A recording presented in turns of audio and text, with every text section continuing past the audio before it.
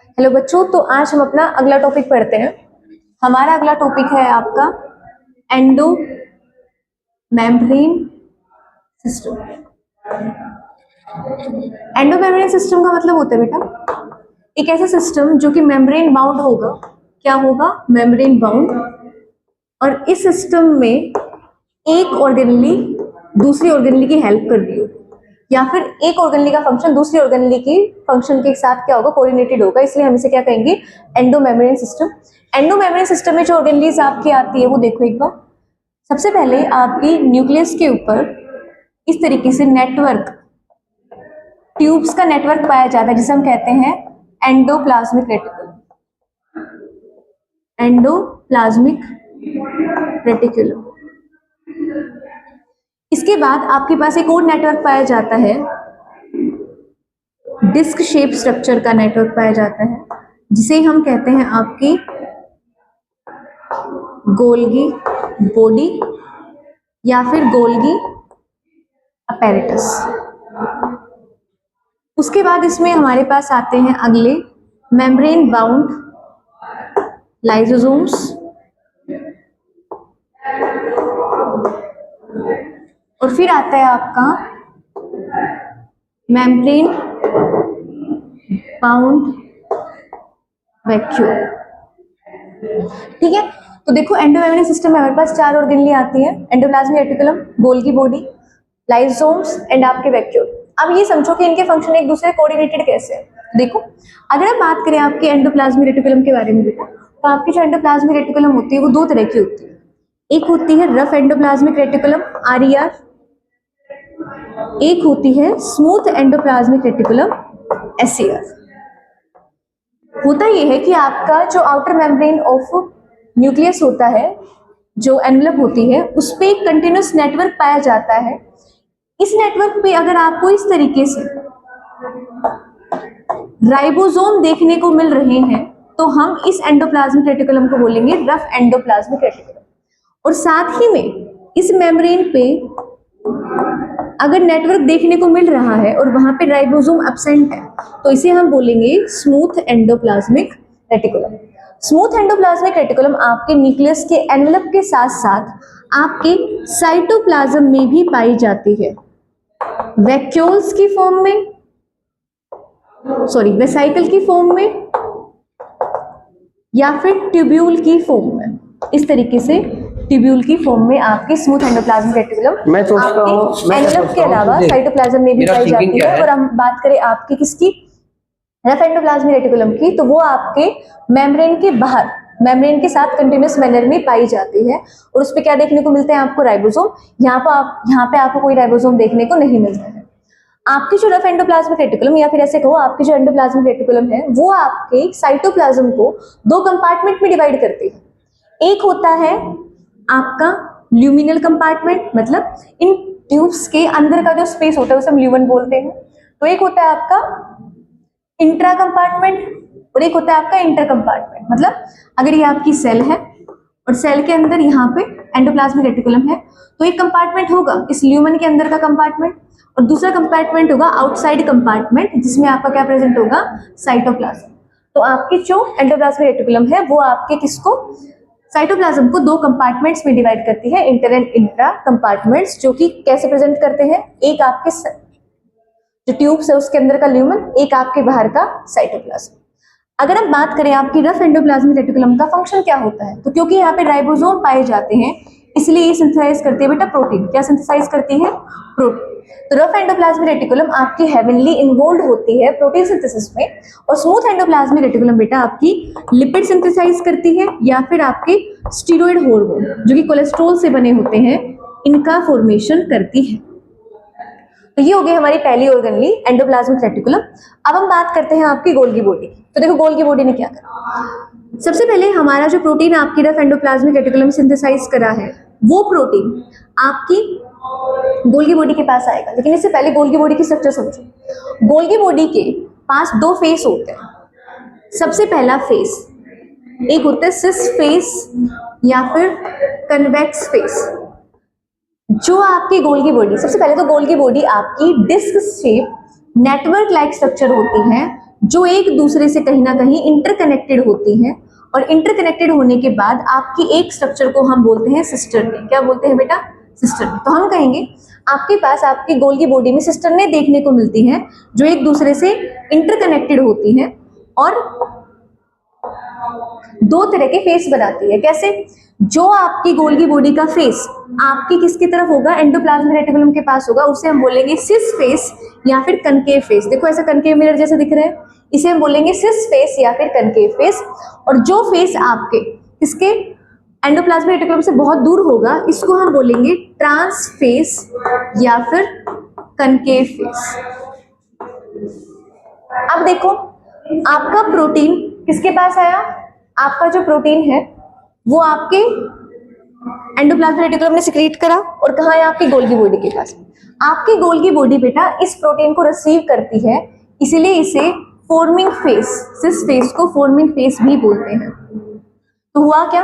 इस प्रोटीन को लाया गया, प्रोटीन आपकी एक सिस्टरनी से घूमता हुआ दूसरी सिस्टरनी में गया, फिर तीसरी में गया, फिर इस तरीके से बाहर निकला, और बाहर निकलते वक्त इस तरीके से वेसिकल की फॉर्म में फ्यूज्ड आउट हो गया। किससे? आपके ट्रांसफेस से। जब भी ट्रांसफेस से फ्यूज्ड आउट हुआ तो बेटा इसने क्या करा? अब यहाँ पे आपका प्रोटीन है और ये वेसिकल की फॉर्म में फ्यूज्ड आउट हो चुका है। इसका मतलब आपकी गोल्गी बॉडी ने क्या करा? इसने करी पैकेजिंग। क्या करी? आपकी पैकेजिंग। किसकी? आपके प्रोटीन की। इसके अलावा ट्रांसफेस से देखो आपका जो प्रोटीन था वो पैक होके निकला है, इसीलिए इसे हम मैच्योरिंग फेस भी बोलते हैं। क्या बोलते हैं? Maturing face. तो देखो आपकी गोल्गी बॉडी के फंक्शन क्या क्या हुए? गोल्गी बॉडी के फंक्शन हुए आपके पास, देखो प्रोटीन आया सिस्टरनी से जो कि इंटरकनेक्टेड है, घूमता घूमता बाहर गया, वेसिकल की फॉर्म में फ्यूज्ड आउट हो गया। तो करा क्या आपकी गोल्गी बॉडी ने? प्रोटीन का पैकेजिंग। क्या करा? पैकेजिंग। इसके अलावा बेटा ये ग्लाइकोसाइलेशन करती है। ग्लाइकोसाइलेशन का मतलब ये ग्लाइको प्रोटीन के ऊपर ग्लूकोज कार्बोहाइड्रेट जोड़ती है, या फिर ये आपका लिपिड के ऊपर कार्बोहाइड्रेट जोड़ती है, इसे बोलते हैं ग्लाइकोसाइलेशन।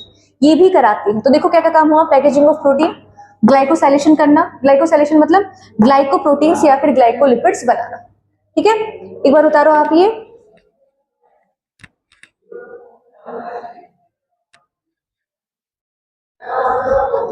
फंक्शन समझ आया? अब देखो हुआ क्या, जब हमारी गोल्गी बॉडी से आपके ऐसे वेसिकल बाहर निकल रहे थे, तो बेटा एक और वेसिकल निकला,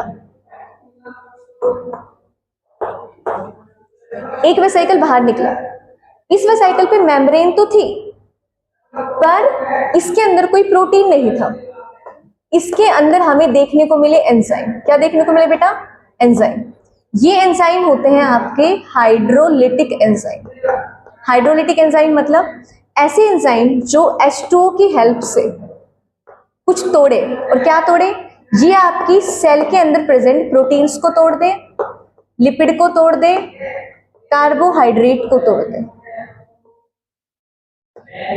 ऐसे वेसिकल को हम कहेंगे लाइसोसोम। क्या कहेंगे बेटा? लाइसोसोम। तो देखो जब आपकी गोल्गी बॉडी पैकेजिंग कर रही थी तो उसने एक खाली वेसिकल निकाल दिया जिसके अंदर प्रोटीन नहीं, एंजाइम प्रेजेंट होते हैं। उन एंजाइम्स का नाम है हाइड्रोलिटिक एंजाइम, जो आपकी वाटर की हेल्प से आपकी बॉडी में प्रेजेंट या फिर आपकी सेल में प्रेजेंट प्रोटीन, लिपिड्स और कार्बोहाइड्रेट को तोड़ते हैं। तो एंजाइम कौन कौन से होंगे बेटा? जो प्रोटीन्स को तोड़ रहा होगा वो होगा प्रोटीज, जो लिपिड को तोड़ रहा होगा वो होगा लाइपेज। ठीक है, मान लो जो हमारे डीएनए वाले पोर्शन को तोड़ते हैं उन्हें हम बोलते हैं न्यूक्लियस। होता ये है। अच्छा, दूसरा, इन एंजाइम को काम करने के लिए आपकी एसिडिक पीएच की जरूरत पड़ती है। कौन से पीएच की जरूरत पड़ती है? एसिडिक। समझो, ज्यादा मुश्किल नहीं है। होता ये है कि जब हमारी गोल्गी बॉडी कुछ वेसिकल निकाल रही होती है तो कुछ वेसिकल जो होते हैं वो खाली निकल आते हैं और उनमें प्रोटीन ना होकर क्या होते हैं आपके एंजाइम। एंजाइम जो होते हैं उनका नाम होता है हाइड्रोलिटिक एंजाइम, जो कि वाटर की हेल्प से आपकी बॉडी के अंदर या फिर आपकी सेल्स के अंदर प्रेजेंट मॉलिक्यूल्स को तोड़ते हैं। कौन कौन से मॉलिक्यूल? प्रोटीन, लिपिड, कार्बोहाइड्रेट को तोड़ेंगे या फिर आपके डीएनए आरएनए को तोड़ेंगे। जो एंजाइम आपके प्रोटीन को तोड़ते उन्हें प्रोटीज बोलते हैं, जो लिपिड को तोड़ते उन्हें लाइपेज बोलते हैं, जो कार्बोहाइड्रेट को तोड़ते उन्हें अमाइलेज बोलते हैं, और जो न्यूक्लिक एसिड डीएनए आरएनए को तोड़ते हैं उन्हें हम न्यूक्लियस बोलते हैं। और इन एंजाइम को काम करने के लिए आपके पास जो पीएच चाहिए होती है वो एसिडिक चाहिए होती है। क्या चाहिए होती है बेटा?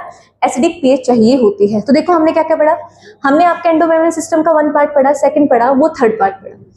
एक बात समझो, जो आपके अगर मैं पूछ लूं आपके एंडोप्लाज्मिक रेटिकुलम का फंक्शन क्या है, तो बेटा एंडोप्लाज्मिक रेटिकुलम वो प्रोटीन सिंथेसाइज करती है जो कि आपकी सेल के अंदर ट्रांसपोर्ट होने होते हैं, मतलब यूटिलाइज होने होते हैं, या फिर आपकी सेल के बाहर यूटिलाइज होने होते हैं किसी और जगह पे। और आपकी जो गोल्गी बॉडी है ये इन सारे प्रोटीन्स को पैक करके, इन पे टैग लगा के इनको अलग अलग डेस्टिनेशन पे भेजती है। क्या तो सेल के अंदर डेस्टिनेशन पर भेजेगी या फिर सेल के बाहर डेस्टिनेशन पर भेजेगी। तो पैकेजिंग करने का काम, डेस्टिनेशन पहुंचाने का काम आपकी गोल्गी बॉडी का, उन प्रोटीन्स को बनाने का काम आपके एंडोप्लाज्मिक रेटिकुलम का। तो लाइसोम्स का क्या काम हुआ बेटा? लाइसोम्स में कोई पूछ ले ये बने कैसे, तो आप कहोगे गोल्गी बॉडी से बने। और लाइसोम्स के अंदर का जो मटेरियल है ये किसने बनाया, तो आप कहोगे ये बनाया रफ एंडोप्लाज्मिक रेटिकुलम ने। किसने बनाया बेटा? रफ एंडोप्लाज्मिक रेटिकुलम ने। इनका काम होता है बेटा, अगर आपकी कोई सेल है, सेल के अंदर कोई ऑर्गेनेली आपकी खत्म हो गई है, तो ये आपकी उस ऑर्गेनेली को लाइसोम अपने अंदर फ्यूज करवाएगा, उस पर केमिकल रिएक्शन करेगा, अपने एंजाइम्स डालेगा और उसको खत्म कर देगा। या फिर मान लो आपकी सेल की लाइफ स्पेन खत्म हो गई है, उसमें कोई कमी आ गई, उसे खत्म होना है, तो आपका जो कौन है, लाइसोम है, ये खुद फट जाएगा। फटने के बाद ये अपने हाइड्रोलिटिक एंजाइम बाहर निकालेगा और क्या करेगा, उस पूरी सेल को खत्म कर देगा। तो जो लाइसोम्स होते हैं बेटा, ये स्कैवेंजिंग का मतलब होता है कूड़ा कचरा उठाना। स्कैवेंजिंग का काम करते हैं, या फिर हम इन्हें सुसाइडल बैग बोलते हैं। क्या बोलते हैं बेटा? सुसाइडल। ठीक है, लास्ट आता है आपका एंडोमेम्ब्रेन सिस्टम का पार्ट जिसे हम कहते हैं वैक्यूल। क्या कहते हैं बेटा? वैक्यूल। एक बार आप इसे नोट करो।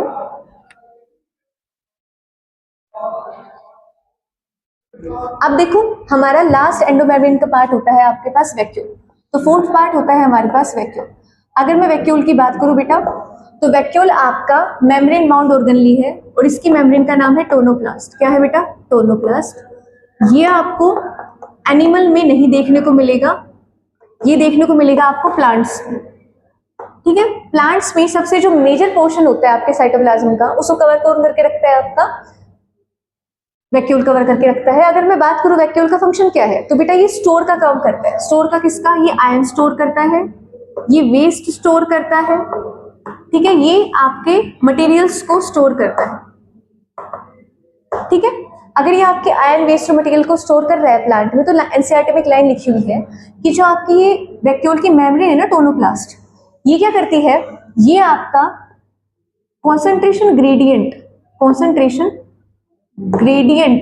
जो होता है उसके अगेंस्ट नहीं, उसके साथ आपके आयंस और आपके वेस्ट मटेरियल को अंदर पहुंचाते हैं। जैसे देखो, मान लो सेल में कोई वेस्ट मटेरियल बना, ठीक है, वो बाहर ज्यादा है तो वो कहाँ जाएगा? अंदर की तरफ आ जाएगा। कोई आयन बना, वो बाहर ज्यादा है तो वो धीरे धीरे कहाँ जाएगा? आपका अंदर की तरफ आ जाएगा। मतलब वैक्यूल जो होते हैं उसकी जो मेम्ब्रेन है वो हेल्प करती है कॉन्सेंट्रेशन ग्रेडियंट के साथ किसी भी मॉलिक्यूल को बाहर से अंदर लाने में। होता ये है कि अगर आपके प्लांट में ये स्टोरिंग मटेरियल है तो कहीं ना कहीं आपके जो आयंस है, जो वेस्ट मटेरियल है, वो बाहर घूमता मिलेगा आपको। अगर वो आपको बाहर घूमता मिल रहा है तो कहीं ना कहीं उस सामान का अमाउंट बाहर ज्यादा है, अंदर क्या है? कम। तो वो सामान कहाँ जाएगा? आपके अंदर। बाहर से कहाँ जाएगा? आपके अंदर। ठीक है, दूसरा आपके पास वैक्यूल के टाइप होते हैं। वैक्यूल के टाइप होते हैं आपके पास 2। एक होता है आपके पास कॉन्ट्रैक्टाइल वैक्यूल, जो कि आपके अमीबा में पाया जाता है, और एक होता है आपका फूड वैक्यूल। कॉन्ट्रैक्टाइल वैक्यूल क्या करते हैं बेटा? कॉन्ट्रैक्टाइल वैक्यूल ओस्मो रेगुलेशन करते हैं। क्या करते हैं बेटा? Osmo regulation. ओस्मो रेगुलेशन क्या होता है? ये आपका अमीबा है, देख लो।